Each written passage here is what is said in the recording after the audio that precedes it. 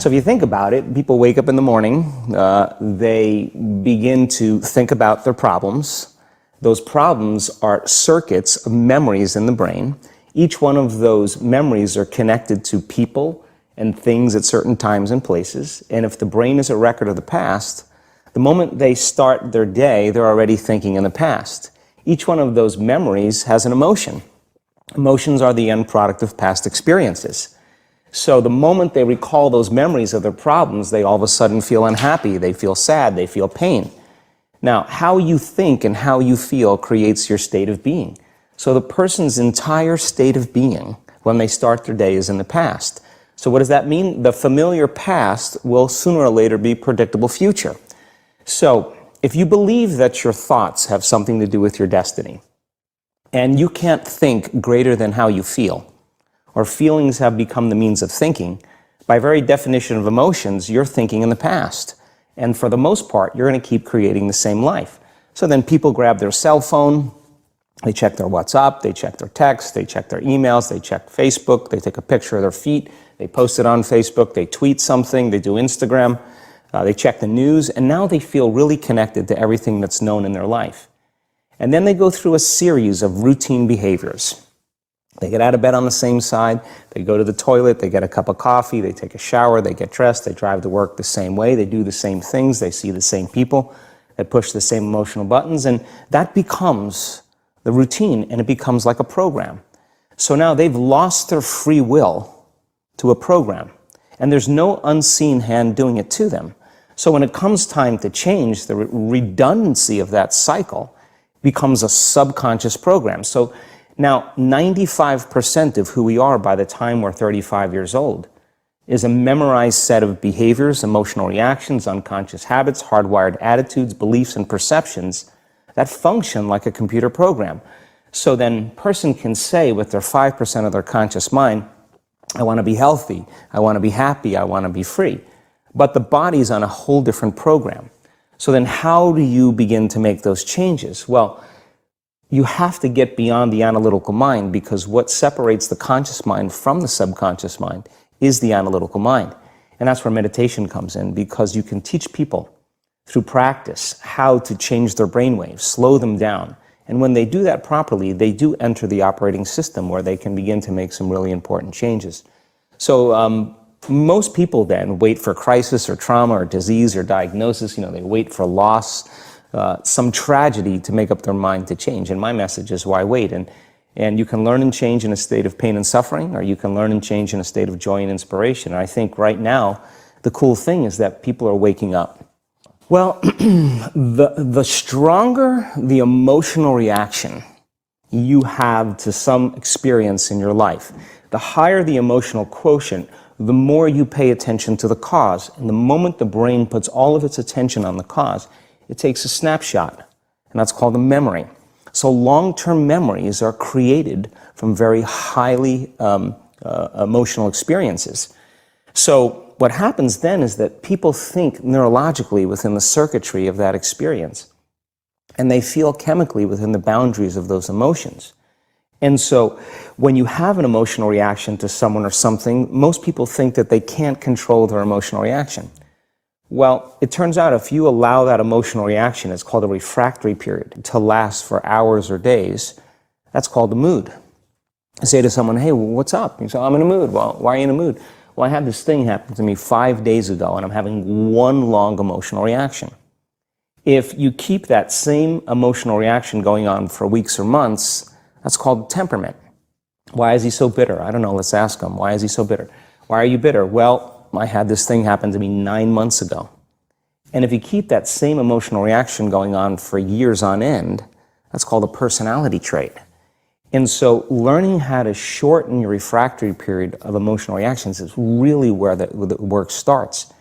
So then people, when they have an event, what they do is they keep recalling the event, because the emotions of stress hormones, the survival emotions, are saying, pay attention to what happened, because you want to be prepared if it happens again.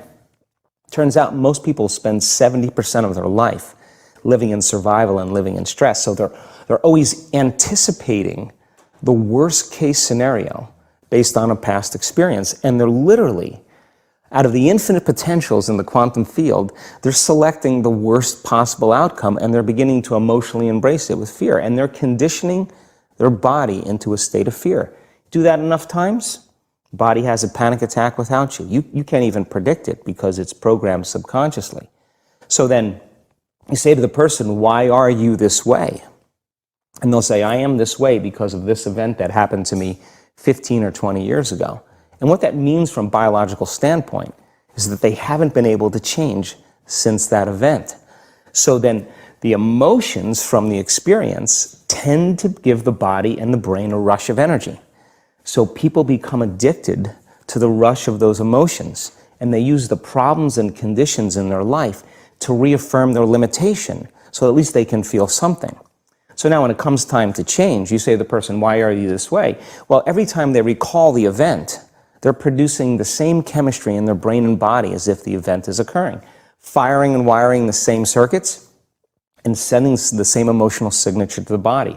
Well, what's the relevance behind that? Well, your body is the unconscious mind. It doesn't know the difference between the experience that's creating the emotion and the emotion that you're creating by thought alone. So the body's believing it's living in the same past experience 24 hours a day, 7 days a week, 365 days a year. And so then when those emotions influence certain thoughts, and they do, and then those thoughts create the same emotions, and those same emotions influence the same thoughts, now the entire person's state of being is in the past. So then the hardest part about change is not making the same choices you did the day before, period. And the moment you decide to make a different choice, get ready, because it's going to feel uncomfortable. I think that the bigger thing is that we keep firing and wiring those circuits. They become more hardwired. So you have a thought and then the program runs. But it's the emotion that follows the thought. If you have a fearful thought, you're going to feel anxiety. The moment you feel anxiety, your brain's checking in with your body and saying, yeah, you're pretty anxious. So then you start thinking more corresponding thoughts equal to how you feel.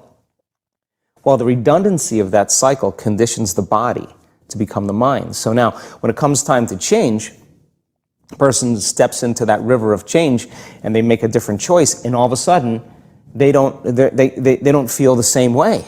So the body says, well, you've been doing this for 35 years. You're going to just stop suffering and stop feeling guilty and stop feeling shameful, and you're not going to complain or blame or make excuses or feel sorry for yourself. Well, the body's in the unknown. So the body says, I want to return back to familiar territory. So the body starts influencing the mind, and it says, start tomorrow. You're too much like your mother. You'll never change. This isn't going to work for you. This doesn't feel right. And so if you respond to that thought as if it's true, that same thought will lead to the same choice, which will lead to the same behavior, which will create the same experience, which will produce the same emotion. I want to talk about that notion of, give me a little more detail on what you mean by the body becomes the mind or the unconscious mind. What do you mean by that exactly? Well, those are two different things. Your body is your unconscious mind.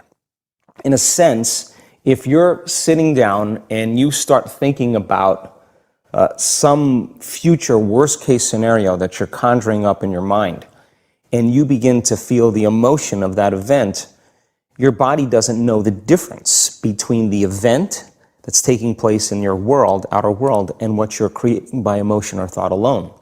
So most people then, they're constantly reaffirming their emotional states. So when it comes time to give up that emotion, they can say, I really want to do it, but really the body is stronger than the mind because it's been conditioned that way. So the servant now has become the master. And the person all of a sudden, once they step into that unknown, they'd rather feel guilt and suffering because at least they can predict it.